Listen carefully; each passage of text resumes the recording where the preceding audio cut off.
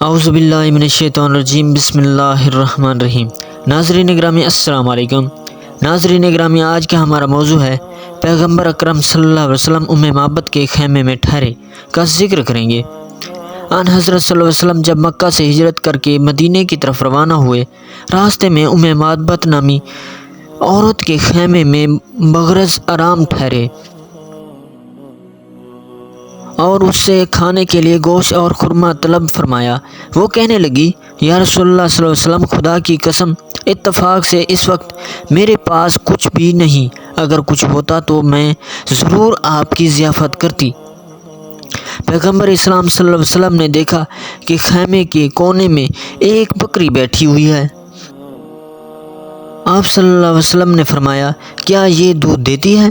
وہ کہنے لگی، یہ لاغری اور کمزوری کی وجہ سے خیمے میں پڑی رہتی ہے، اس کا دودھ بھی نہیں ہے۔ آپ صلی اللہ علیہ وسلم نے کہا، اگر تیری اجازت ہو تو میں اس کا دودھ نکال لوں۔ معبد کہتی ہے، میں نے کہا، اگر یہ دودھ دیتی ہے تو بے شک نکال لیں۔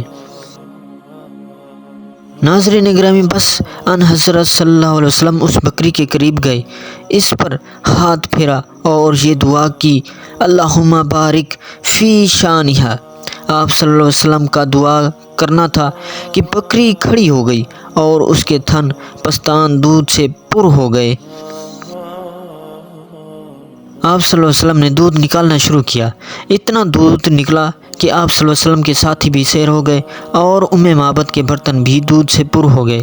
جب معبد نے یہ معجزہ دیکھا تو کہنے لگی، یا رسول اللہ صلی اللہ علیہ وسلم، میرا ایک بچہ ہے جو 7 سال کی عمر کو پہنچ گیا ہے، لیکن بیماری کی وجہ سے وہ گوشت کے لوتھڑے کی مثل زمین پر پڑا رہتا ہے، نہ چل سکتا ہے نہ بول سکتا ہے۔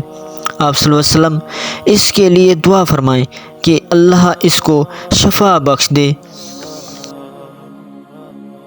ناظرین گرامی، ان حضرت صلی اللہ علیہ وسلم نے فرمایا، اس کو لے آؤ۔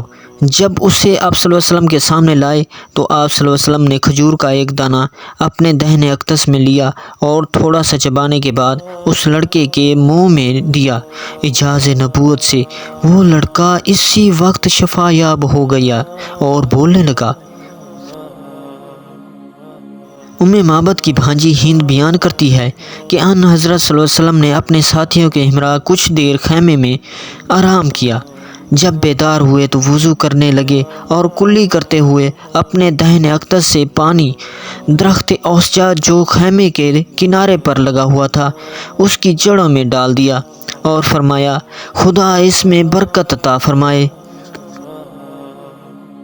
اس کے بعد آپ صلی اللہ علیہ وسلم اٹھے اور اپنے صحابہ کے ساتھ 2 رکعت نماز ادا کی۔ ہند بیان کرتی ہے کہ میں نے اور قبیلے کی دوسری لڑکیوں نے کبھی کسی کو نماز پڑھتے نہیں دیکھا تھا، اس لیے ہم سب حضور صلی اللہ علیہ وسلم کو اور آپ صلی اللہ علیہ وسلم کے ساتھیوں کو نماز پڑھتے ہوئے تعجب سے دیکھنے لگے۔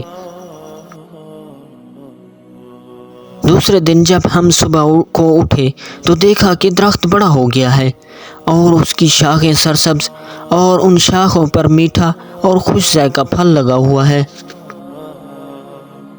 وہ پھل اتنا بابرکت تھا کہ اگر کوئی بھوکا اسے کھاتا تو سیر ہو جاتا، اور اگر کوئی پیاسا اسے تناول کرتا تو اس کی پیاس بجھ جاتی۔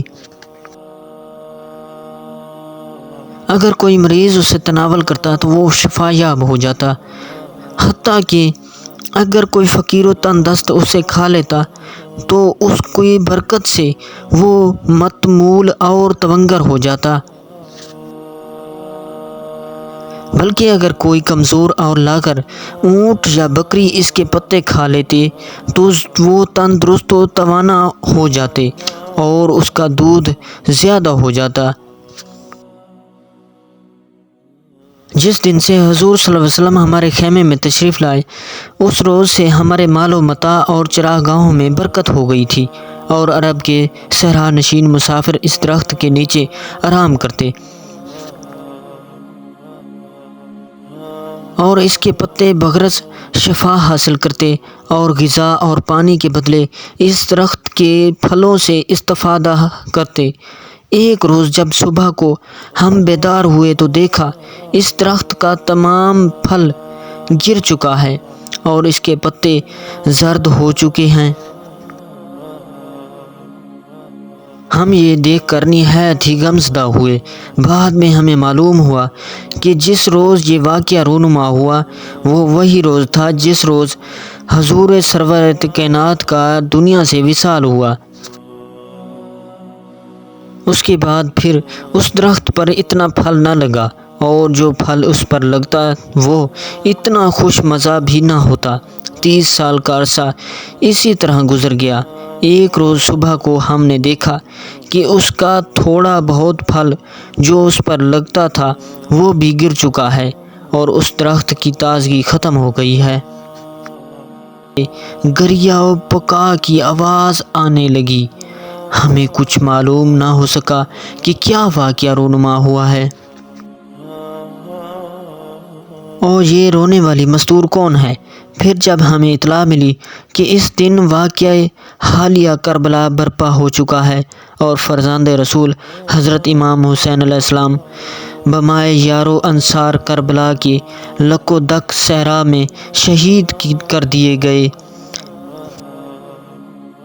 وہ وہی دن تھا جس دن درخت کی شاخوں سے خون جاری ہوا تھا، اور شاید وہ رونے والی حسین علیہ السلام کی دکھیاری ماں فاطمہ زہرا سلام اللہ علیہا ہوں گی جو اپنے مظلوم بیٹے پر گریہ کر رہی تھی۔ معزز ناظرین گرامی، ویڈیو اچھی لگی ہے تو ویڈیو کو لائک، چینل کو سبسکرائب اور بیل آئیکن کو دبا دینا، اور اچھا سا کمنٹس دینا نہ بھولیے گا۔ اگلی ویڈیو تک دیجیے ہمیں اجازت، اللہ نگہبان۔